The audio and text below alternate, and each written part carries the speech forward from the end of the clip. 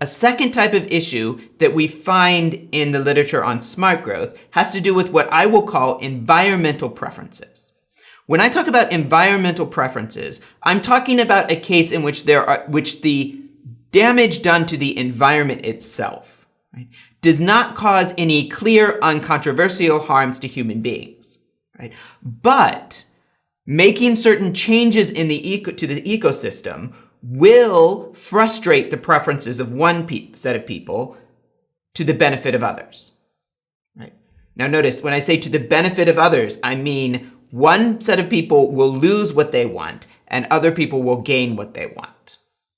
When I think of environmental preferences, I immediately think of two issues. One is scenery, and the other is certain forms of wilderness preservation. Let's start with scenery. There's certain cases in which some people want to leave portions of the natural ecosystem untouched because they value scenery. They value the aesthetic aspects that we get from relatively untouched landscape. I immediately think of my experience living in Southern California. In certain parts of Southern California, you have what would be a beautiful view of the hills, right?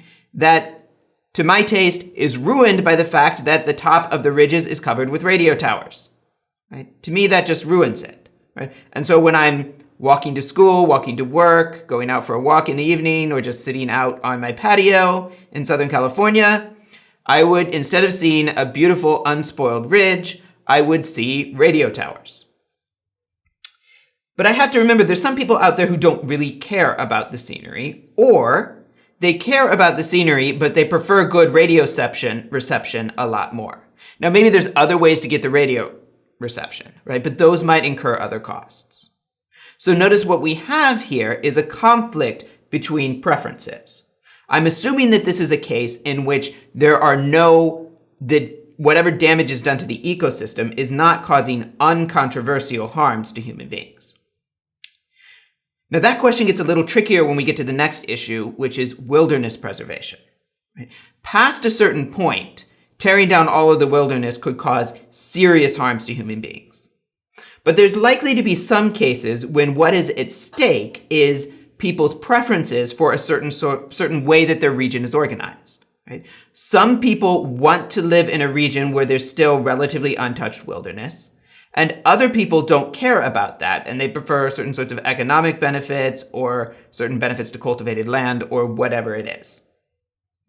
So in those cases, notice that we could have a situation where we can't get everyone's preferences. Right? Some people want to keep a high amount of wilderness, other people don't. Right? Other people would prefer to have other goods that you get by tearing down the wilderness. Now, notice in these situations, it's not always clear that we can just default to letting everyone act on their personal preferences. Why? Because in many cases, all it takes is one or two people acting in a certain way in order to effectively make it impossible for other people to get their preferences.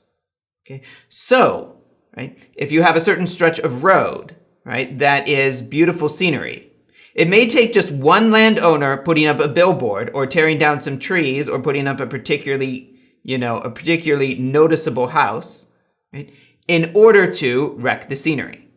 Right? So a small number of people, or even one person acting on their personal preferences, can make it impossible for certain other people to achieve their preferences.